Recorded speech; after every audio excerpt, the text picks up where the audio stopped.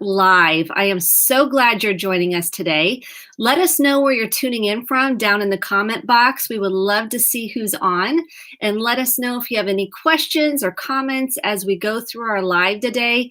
We really want this to be interactive, so we're so happy you're joining us. Today's topic is about finding hope after a trauma. And we know so much of the time when you're in the midst of it, you have no idea how you're going to get through it. So I'm thrilled to have my guest, Michelle Carrao, join us today, the best-selling author of the book Found. Yay, congratulations. Yay. Thank you so much. It's great to be together. Thank you for this opportunity. I am so happy you're here. I'm Kristen Boice. I'm a licensed marriage and family therapist and owner of Pathways to Healing Counseling. And I couldn't be more excited to have Michelle share her incredible story that hopefully will give you hope on how to work through a trauma. And oftentimes when we're in trauma, we can barely make it just 1 minute at a time. So tell us, Michelle, a little bit about your story and what your trauma looked like. Sure. So I'll just give you the condensed version, but I was abducted from my home, from the front of my home, and really my hands were tied and blindfolded and gagged, and I was thrown into the trunk of my car by three individuals that had handguns, and lived through a night of trauma as they got me out, and I was, beaten and raped in every which way they could figure out, and then thrown back into the trunk of my car. And by the grace of God, I was found by an off-duty detective out of the trunk of my car. So it was when that trunk opened that the trauma really began. The nightmare began for me. I wondered, how am I ever going to live through this? And I've got to know that there is hope out there. I felt so powerless and like there was no future for me, especially going home from the hospital. That was one thing that I really, when I looked out the window and as I saw other cars driving by, I wonder what they're going through.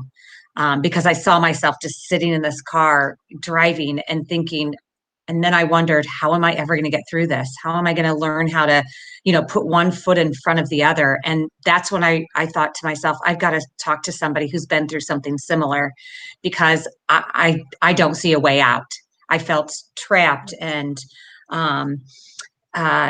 it was just claustrophobic for me. So I wondered how I was going to move on from this. And I went in search for somebody who could help me through it. And I believe that, that's the result of my book now, Found, one of the results, because that's what I did. I went to the library to try and find a book because I couldn't find anybody who had been through something similar to give me some kind of hope. And I am so grateful you wrote this book, and everybody needs to go get the book.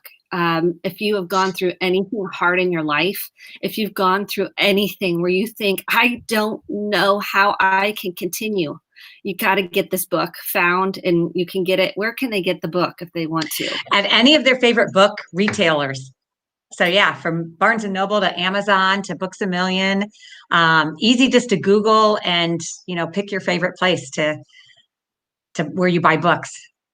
When I was reading the book, it literally, I could feel your emotions. Like it would bring me to I could connect to what you were saying, and the fear, and like, how are you going to move forward? So what was that first step you took to start the healing process?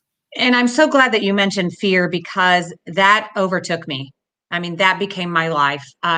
Three of my best friends were fear, denial, and anger, and they overpowered me. I was afraid to do anything. Like, I could not be out at night after 6 o'clock. Once it got dark, I wouldn't go outside. I couldn't be alone for at least almost 9 months after the attack. Literally could not even go to the bathroom hardly by myself. I had to have somebody even stand outside, just so I knew somebody was there. But it overtook me. And it's not how I wanted to live life. And I would try to get up the next morning and say, okay, today's going to be a better day. And it wasn't a better day. And I fought so hard for those first many days after the attack to be who I was. That's all I wanted to do. I wanted to put this behind me. I wanted to be who I was and not deal with it. And I don't give up very easily, but let me tell you, it was really difficult putting one foot in front of the other. I almost attribute it to like going through therapy. I had to learn how to breathe and be in the world and walk and talk and be this new person. And one of the things that I really needed to do, because when fear overtook me to even, I mean, I couldn't go anywhere. I couldn't go shopping. I couldn't go to the grocery store. I had to change that thought process. And, you know, what if somebody's behind me standing in line at the grocery store? You know, what do I think is going to happen? And really work on that. And so that's what I began to do. But it took, it took a lot of faith on my part. I'm a very faithful person, and I prayed to God to save my life. And he did. But I journaled a lot of those times where I couldn't sleep or eat at 3 a.m. That would be my saving grace, was getting up and just writing about it when there wasn't anybody to talk to. And of course, therapy, I connected with somebody, and that was very helpful to challenge my thoughts. And it was hard. I didn't want to do it. And I got mad at my therapist, as sometimes you might experience, because I didn't want to do the work. It was really hard and painful to go through it. But one of the things that, and that's another reason why the book,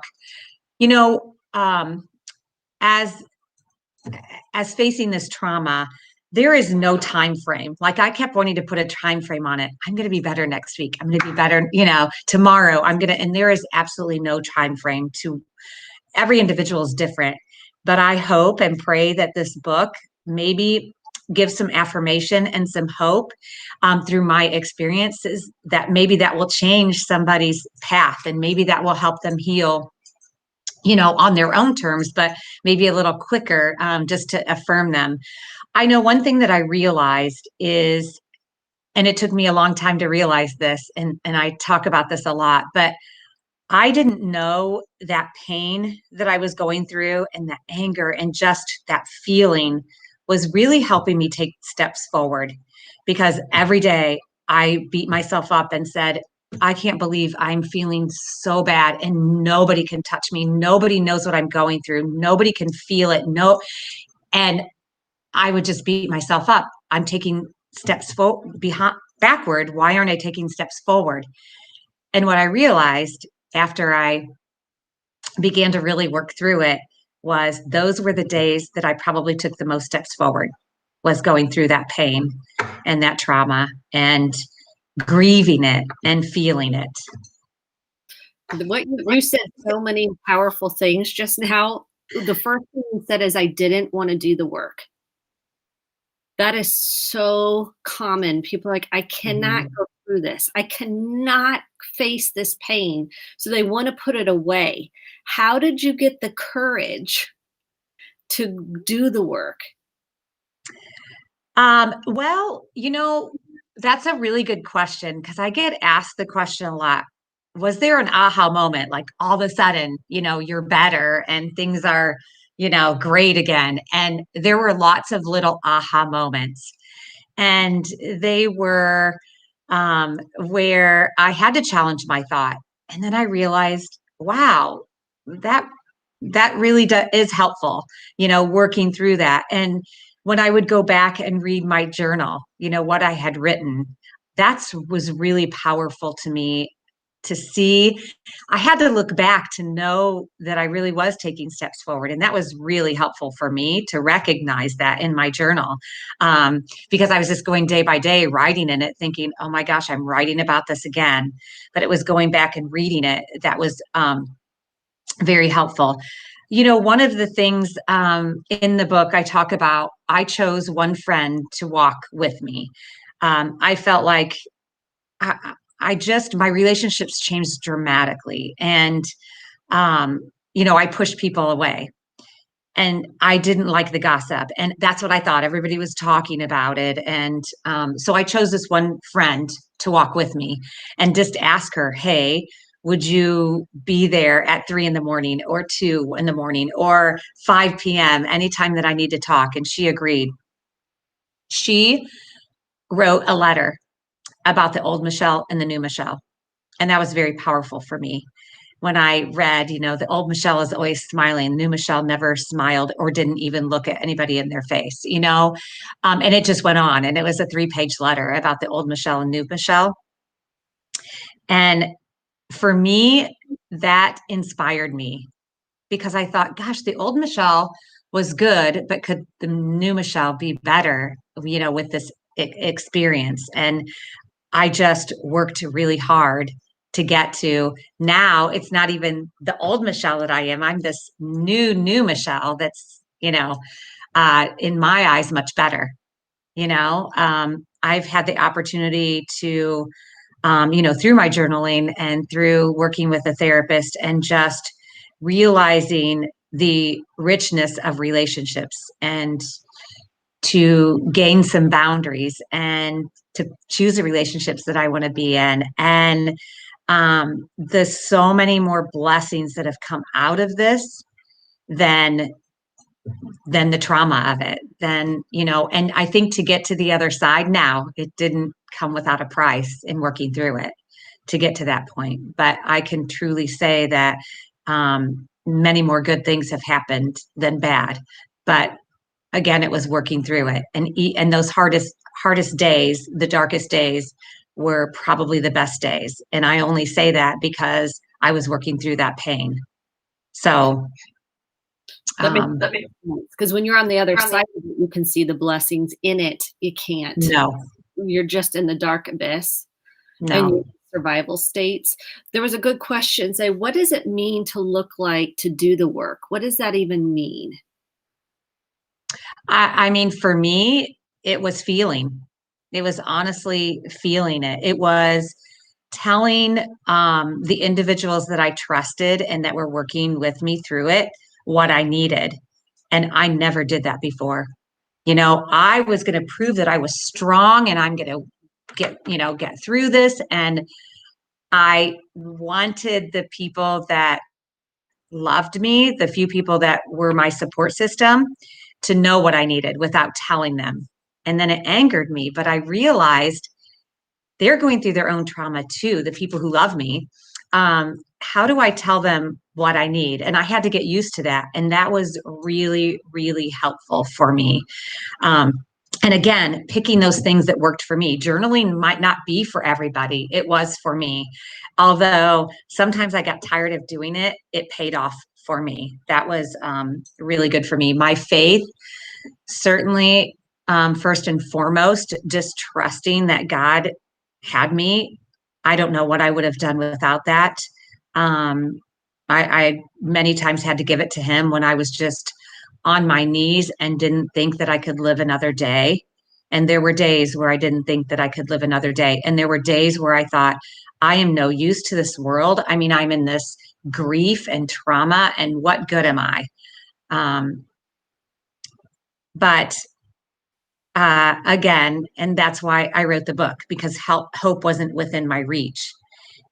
And it was, always there. So what does it mean to work through it? Those are the types of things that, to me, and I would say, even those hardest days are the ones where you want to be thankful for. And I know that sounds weird and different, but it's true. But I didn't realize that until just a few years ago. And the other thing that I do want to say is, for me, I shared my story in a very small group when I started doing victim services work. And I didn't do direct victim services work, but I did, in supporting Prevail, an agency that I worked at. I was kind of behind the scenes supportive, administrative. So I realized a lot through that but I also had the opportunity to share my story. And I thought, I'm going to check this off my list. So this is what God wants me to do. I'm checking it off my list. I'm not going to talk about it anymore. I'm done.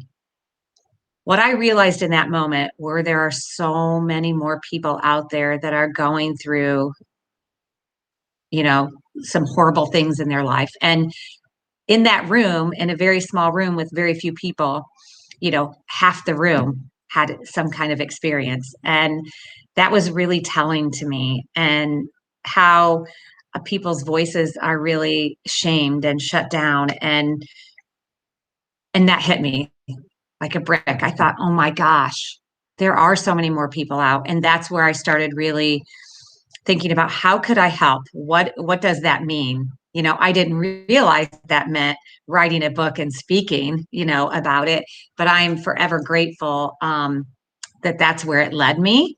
So that's what it did for me. It was just a lot of prayer, journaling, and therapy is how I worked through it. I know that was a long answer. No, it wasn't. It was beautiful, because I think what you hit on is one of the most important pieces that I can encourage. Everybody's gone through some sort of a trauma, whether we have like what we call a big T trauma or a little T trauma. Everybody has gone through something hard and painful. And you said connecting, and you said feeling. Doing the work was actually connecting and processing those feelings and facing that.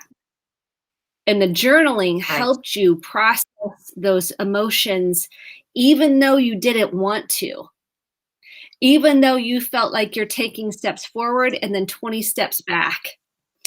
And that journey of facing that, you were breaking through the denial, which is part of that grieving process. Shock, denial is all part of trauma.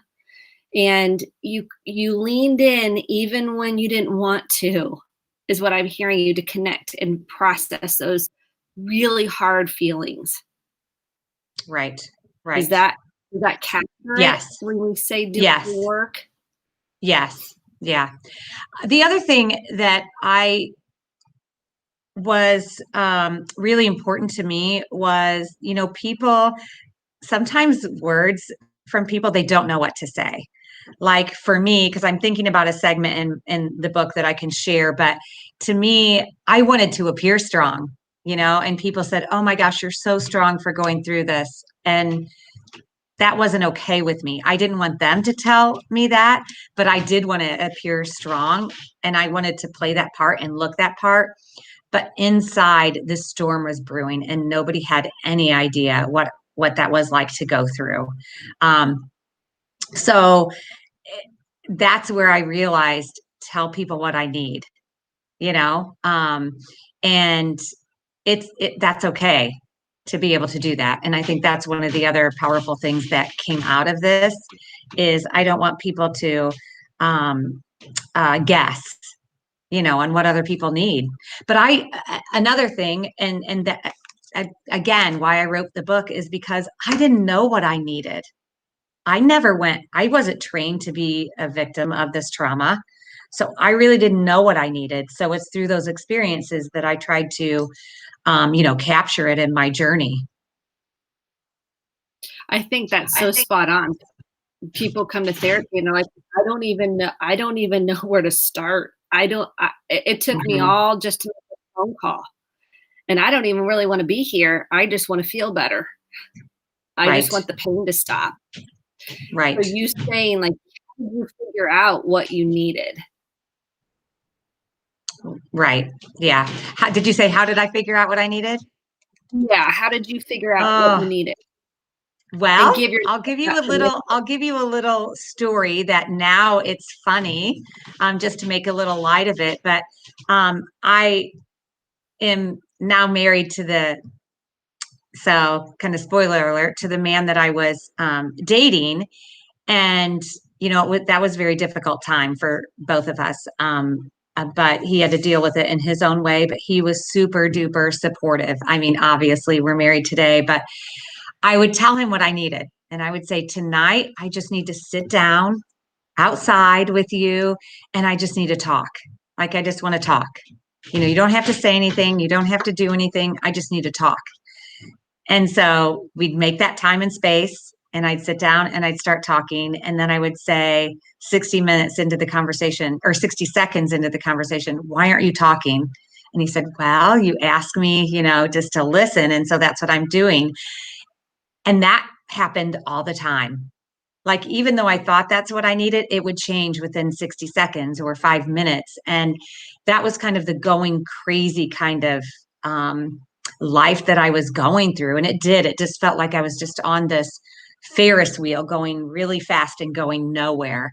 But we obviously worked through that. And he, not a lot of people are patient. And I think that's the other thing that that me living in this trauma, I felt like people are getting so tired of this, but this became my life. And so that's why my support system really narrowed. It was fewer and fewer people. But really, that was okay. I didn't realize it then, but really that was okay. That I had those people that I could trust and lean on, and that they had some kind of understanding, because I made an agreement with them. Hey, here's where I'm at. And I think that's what it takes. It's telling people, again, what you need. And that's hard. And explain to them, maybe that's helpful if you get anything today out of this, but explain to them, hey, I know, what I'm going through. I just feel like I'm going crazy. And here's what I need today. I don't know if that's going to change. It could change this afternoon. I don't know, because that's where I was at. Yes. And yes, there's a good question in the chat. How did you give yourself permission to need? Oh, what I love that.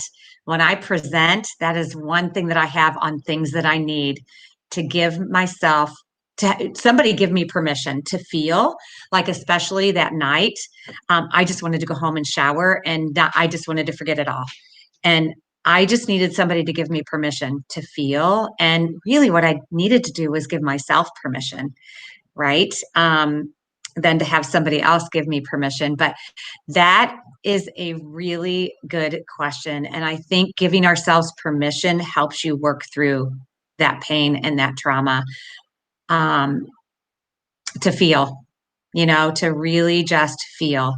And if that means writing it down, and here's one thing that I had to realize when I journaled, I thought it had to be like this nice, neat writing, like I'm in school and I'm, writing in my journal. And I was given permission to say whatever, to be whoever, to write whatever I wanted. And that was so freeing to me. And trust me, when I go back and read that, it is powerful to read. And, I'm not a cusser, but let me tell you, some words really came out, and that helped me get it out, you know? And for me, that was truly powerful. So I love that. Make sure that you're remembering to give yourself permission through that. And it took me a while to really realize that, but that helped me make it through. And the other thing in writing this book, one of the things that somebody has asked me in an interview, what does it feel like now? It was a little scary at first because it's getting my story out there to the world. However, I want to tell you this. I feel so much more like I can be me. Like, I feel so free. It is unbelievable, because I believe that I was still wearing this mask and pretending. And this last couple of months that's what I realized. I thought, wow, this is so freeing to the people, even some of my closest friends and people that I've known for a long time. It's freeing. I have felt, and that's an unbelievable feeling. Yeah, I can imagine for you what that must feel like to be free, to be. Yeah, it's unbelievable. Yeah, it really is. And that's the work. So the work is connecting to those emotions, really working through those emotions. And you said something that I thought was really powerful because you had those three emotions, basically fear, denial, and anger. Were those the Yes. fear, Yeah. denial, and anger, which are all part of trauma, which are all part of being a human. And how much, like in this whole idea that you had to be strong, you wanted people to see on the outside you were strong, but there was a storm brewing on the inside. Like you said, you've been wearing these masks with masks, and now you don't have to do that anymore. How did you work through the fear, denial, and anger? And does that still come up for you now? Denial, not so much. Anger, not so much. Fear, maybe a little bit. That's still, but so here's the thing. Again, it's about telling people what I need. Now people know when I go to a restaurant, I want to be the one to sit in the corner. Don't put me by a glass window with my back towards the glass window. That doesn't feel safe for me. So that is definitely one of the things. If anybody can be behind me, not that, I am not like breathing heavy or getting anxiety about it, but I just know what helps to keep me safe. And for me, that is huge, huge, to not be afraid to ask somebody, hey, can I sit there? Sometimes I feel a little guilty because it's like, well, maybe they have the same thing going on as me, but then I talk about it. So I feel much more free to say something instead of sitting there, not being present with this person because I would be fearful, and looking behind all the time. That's one thing that also helped me is I got to choose who I spent my time with. And when I just mentioned about being present with somebody, that is the best gift you can ever give somebody is being present with them. Right now, we are living in this world that is incredibly busy, and especially as of late, with the pandemic. But and I tell people to actually be present and to look in somebody's eyes and care, whether it's a friend, somebody you're meeting for the first time. It makes the biggest difference because the one thing that I was aware of when I was going through this trauma and still am aware of is if somebody's present with me and if they really care. And that's where you can have your boundaries and know who you want to be present with, and be with. So that was one thing that, good thing that came out of this was, realizing that. So, but also now that I say that it's so free when I am with somebody and for several years, people would be having all these conversations and I thought, I really want to join in this conversation. But you said about this perfect storm brewing within. Sometimes I couldn't be present in those conversations because that perfect storm was brewing on the inside of me. And what they were saying, I just am like, that's not interesting to me. Like I want to talk about deep stuff and get through this. And so that is not to their fault, but on the inside, different things were going on with me. And again, it's working through it and being with those people that you can work through it with. And I think that is really important. So I know I sound like a broken record, but I tell everybody, pick that one person that you can be with, that loves you no matter what, that unconditional love. Absolutely. I think that you just said the greatest gift is that presence and that attunement with the person in front of you. That is such a gift. And I like how you said that it was hard for you to be with people, like be present when you wanted to go deeper. You had all these deep emotions, a lot going on. I find that pretty quickly, if someone's doing that deeper work, processing those emotions, going through and really trying to delayer the messaging. Oh, we lost her. Hold on, she'll come back. Going through those layers, I think people do feel lonely and feel like the surfacey conversations about how's the weather doesn't feel, you don't feel connected. You feel a lot more disconnected from those people. And nothing wrong with that conversation. You're just longing for to be seen, known, understood, and you want these deeper connections to walk you through it. And so here she comes. She's ready to join. Let's see if she comes back. Here we go. Little few technical difficulties and we can get her back on. She should pop on in a minute. Yeah, you want genuine. Here she is. She's back. Hi, I'm back. That's okay. We kept talking, so no problem. Can you still hear us? You're kind of frozen, but we're going to keep going. So here's a couple of things. If you want to know more about Michelle's story, I interviewed her on the Close the Chapter podcast on episode 15. So if you want to know more detail about our story, one, get the book, and two, you can listen to the Close the Chapter podcast, episode number 15. And she walks you through so many ways that she got through this trauma and she was able to heal from it and have hope again. And there's still days that are hard. And I know that's part of trauma. We think, well, I thought I'm over it. Well, no, it's okay. It's okay if you have a day, a week, a month, whatever that looks like for you, that it's hard. It's okay to have those feelings. I want to give everybody permission to say, don't beat yourself up. Hold self-compassion. This is not easy. There's so much grief and loss in life. And when trauma happens, that is what you feel. And so when we can be compassionate to ourselves, we can change that inner dialogue and go, it's okay that I'm having a hard day. It's okay that I'm feeling this way. So when we give ourselves that permission, that helps you in the healing process. It's one of the most important pieces in the healing process. And then having, like Michelle said, a healthy support system. We're trying to see, we've lost her. So we're going to just keep on rolling. And if she comes back, that's great. If not, we can do a part 2. So don't worry.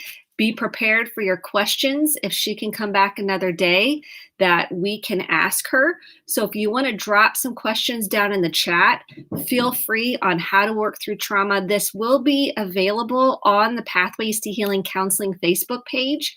So if you want to go back and watch the replay, if you need some encouragement, maybe you're having a bad day, play this again.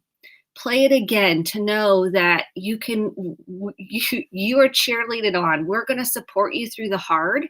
And sometimes we just need to hear another person that's gone through something extremely hard and how they got through it to help us when we're having that bad day, to help us when we're feeling stuck. So drop your questions in the comments. If you do want to get Michelle Correa's book, Found, you can get it on any retailers right now. You can get it on Amazon.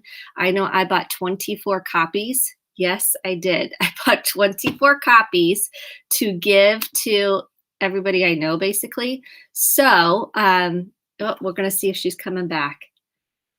I'm not sure oh, there you are. Isaac, can you hear us?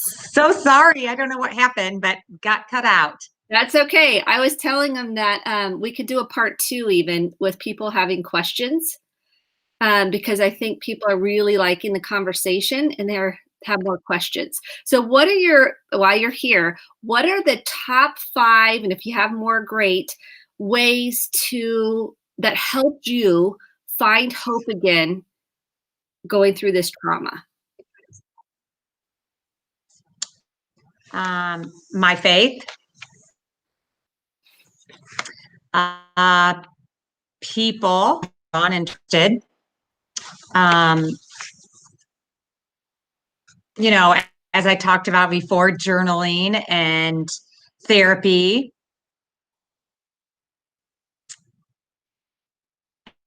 And for me, story. Sharing your story? Yes. Yeah, those are great. Oh, are you still there? It's freezing up. So let me recap those for everybody. Faith, supportive people, therapy, journaling, and sharing your story. So, are you still there? See, this happens with technology. We just kind of breathe through it. Okay, you're back.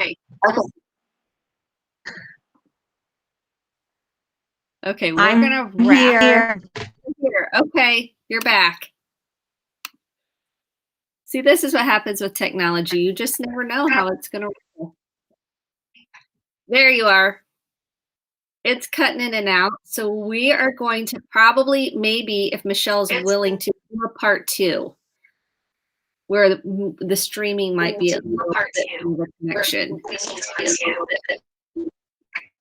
So do you have any parting words, Michelle? I'm so glad you joined us. Okay, it cut out.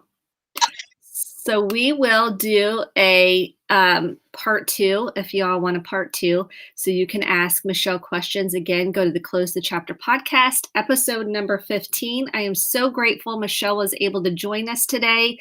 Go get the book found. I hope you guys have a good rest of your day and know that we are here to support you and cheer you on. Thanks for joining us today. Until next time. Bye-bye.